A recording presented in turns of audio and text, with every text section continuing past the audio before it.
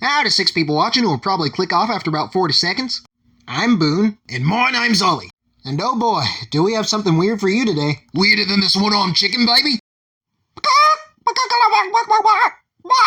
Don't know where you got that from, but yes, it is weirder. This is our review of the Ren and Stimpy Show. Oh boy, Ren and Stimpy. There's so much to talk about, but sadly so little time. Regardless, Ren and Stimpy is chock full of interesting stories, both within the show and behind the scenes. On August 11th, 1991, the first 3 Nicktoons premiered. These included Doug, Rugrats, and of course, Ren and Stimpy. Ren and Stimpy's success can best be described as lightning in a bottle. As soon as it premiered in 1991, it quickly became the most famous, and infamous, yes, infamous, of Nickelodeon's animated lineup at the time. The series was created by industry veteran John Kricfalusi, who constantly tried to push boundaries of what could be seen on children's television. So with all that said, this is the Ren and Stimpy Show. Starting with the story. Ren and Stimpy is about... What is Ren and Stimpy about?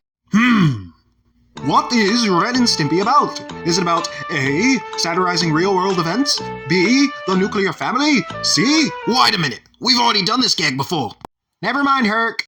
Drat! I thought I had something going there. This is a job for a genius. Who's that? Senile George. Who else? Oh! This'll just be a moment, folks.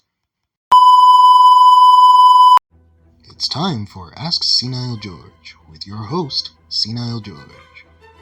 Hey, this isn't the retirement home. George, we just got a letter from Boone Ollie who ask, Dear Senile George, what is Ren and Stimpy about? That's a very stupid boat, Billy. Let's ask Google. Here we go. Hope that answers your question. Thank you, Mr. George. Can I have my lawnmower now? So, basically nothing? I guess so. Well, anyway, in all seriousness though, Ren and Stimpy doesn't seem to have any kind of narrative structure. In one episode, they could be rubber nipple salesmen. In the next, they could be Royal Canadian kilted yaksmen from the 1800s. And in the next, they could be spacemen. The possibilities are pretty much endless. But for a wacky cartoon like Ren and Stimpy, a serialized story just isn't really necessary. So the story gets a out of 10. Cut me some slack, it's kind of hard to give a rating to something that doesn't really exist. Fair enough. And now it's time for the animation, and if this visual grosses you out, well, the Ren and Stimpy Show's not for you, because there's a lot more like it. Possibly the most iconic part of the Ren and Stimpy Show are the extreme close-ups, like this.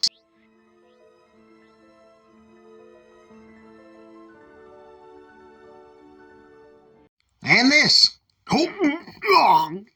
But aside from that, the animation in the show is extremely fluid for a 90s cartoon. You see, John Kricfalusi was an extreme perfectionist. He wanted the animation and the drawings to look absolutely perfect, and if not, he'd throw them out. He even had a philosophy called never draw the same face twice. I'll allow Eddie Fitzgerald to explain it to you. John has a philosophy of never repeating a drawing, never repeating a gag. As a matter of fact, if you do a real nice drawing for him that just happens to duplicate something that's been done before, he'll throw it out.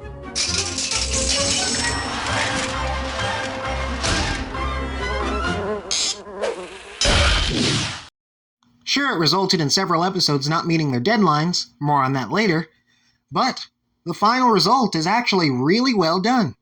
I appreciate the animator's dedication.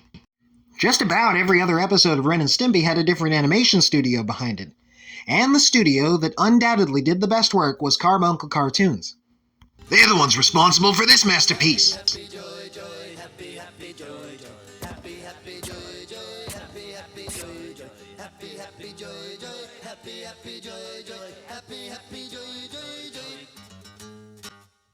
John Kay's main inspiration for his art style came from Bob Clampett, an animator who worked on Looney Tunes. The show's style is very reminiscent of a Golden Age cartoon. You know, if it were on a sugar high. So to wrap things up, the animation in Ren and Stimpy is nothing short of spectacular. It really sets itself apart from other 90s cartoons at the time, which went for a rougher, grittier kind of look. So with that said, the animation is going to get a 10 out of 10.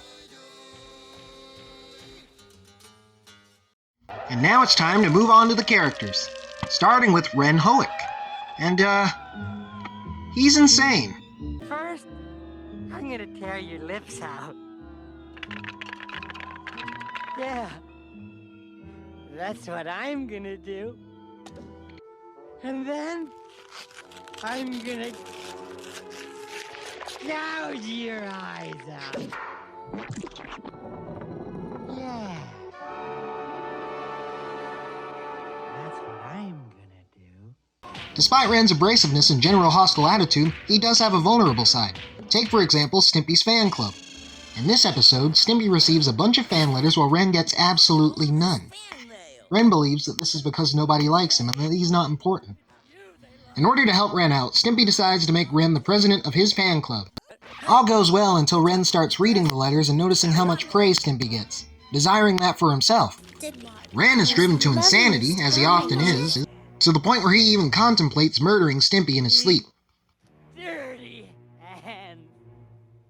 And with these hands, I hold the fate of millions. The episode does end on a heartwarming note, though, as Stimpy writes Ren his very own fan letter. Ren is remorseful of his actions, and he and Stimpy share a moment. So while on the surface Ren seems like a violent psychopath that you wouldn't want to hang around, there's actually a lot more to him than that. Underneath it, he truly does care. On the complete opposite end of the spectrum, however, you have Stimpy, the happy-go-lucky idiot. But I can't do it justice. I think Ren sums it up best. You're an idiot. I think the best thing about Stimpy is that in spite of all the abuse he receives, he doesn't let that get to him. He remains happy and enjoys being himself. Another interesting thing to note about Stimpy is that in spite of his idiocy, he seems to have quite the knack for invention. For example, in one of the series' most famous episodes, he creates the Happy Helmet, which forces Ren to be happy non-stop. Which of course results in Ren breaking free of it and strangling Stimpy half to death, but I digress. But in spite of their bizarre differences, the show makes it apparent that Ren and Stimpy do need each other. Opposites attract. I should know. Other characters include, but are not limited to, Mr. Horse, I'll tell you what, though. Do you have any rubber walrus protectors? Call the police. Powdered Toast Man,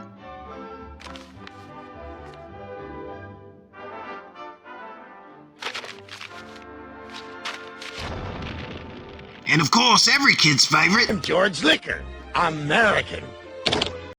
every character on the show is sick and twisted in their own sick and twisted way, and that's why we love them. They're gonna get a 9 out of 10. Now, we mentioned before that John Kay was an extreme perfectionist, causing many episodes to get delivered late. But aside from that, Nickelodeon wasn't happy with how increasingly disturbing Ren and Stimpy was getting. This all culminated in the episode Man's Best Friend, which involved Ren beating George Liquor violently with an oar. Apparently this scene right here was the final straw for Nickelodeon. They couldn't handle any more of the missed deadlines or inappropriate content, so John Kay was fired. So with that, John Kay and his Spunko team were out of the picture. The show was taken over by Nickelodeon's in-house studio, Games Animations, who continued to produce episodes up until 1995 when the series was canceled. This was marked as the downfall of Ren and Stimpy. Many people weren't happy with these new cartoons as they felt they didn't live up to John Kay's vision. John Kay himself hated this era of the show and felt that he had been wronged. In 2003, years after the show had been canceled, Ren and Stimpy was revived as an adults-only spin-off that aired on Spike TV. All the original cast and crew had returned except for Billy West, who voiced Stimpy. He felt that this show would ruin his career. And he might have been right. This show was so poorly received by fans and critics alike that it only lasted 6 episodes, only 3 of which were aired. Ever since then, nothing more was really done with the Ren and Stimpy franchise until a documentary released in 2020, detailing the history and legacy of Ren and Stimpy, and its impact on many other cartoons to come in the future. The doc is called Happy Happy Joy Joy, the Ren and Stimpy Story, and is free to watch on Pluto TV. But aside from Ren and Stimpy's long-lasting impact on the animation industry, it seemed like Ren and Stimpy itself would never really return in its full form. until now. On August 5th, 2020, it was announced that Ren and Stimpy would be returning for another adults-only reboot. This time, though, on Comedy Central. No new news about it has been released lately, but only time will tell if it ever comes out. Let's hope so for us Ren and Stimpy fans, eh? Overall, we feel that Ren and Stimpy deserves a 9.5 out of 10. Give it a watch sometime. Now, before we go, we have one last thing to show you. Ollie and I just had delivered to us an actual prop from the Ren and Stimpy Show. Thank you for your generous donation, Mr. Anonymous. Our good old ham buddy's going to fetch it right now.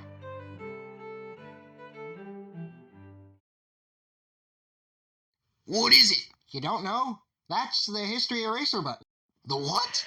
You don't remember that one episode called Space Madness where Stimpy pushes it? That's exactly what we have right now. Ooh, shiny button. Wait a minute, Ollie. You obviously don't understand the severity of the situation. If you push that button, we will never be seen again. Ollie? Don't. Wait, why am I here? Don't. All right, I won't. Thank you. Just do it! There's no hope for you, Ollie.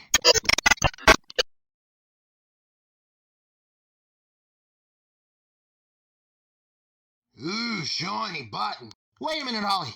You obviously don't understand the severity of the situation. If you push that button, we'll never be seen.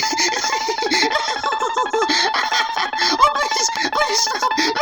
No, please, no. Gosh darn it.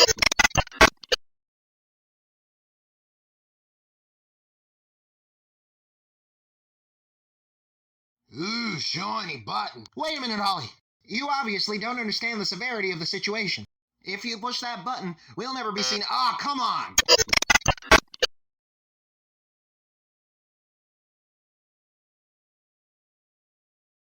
If you push that button, we'll never be seen again. All right, then. I won't push the button. But, wait, what? I said I won't push the button. The guy who sent it sounds suspicious anyway. Oh, well, thanks, Ollie. No problem. Well, I guess that wraps things up. And remember, kids, Always eat your sandwiches. See you next time.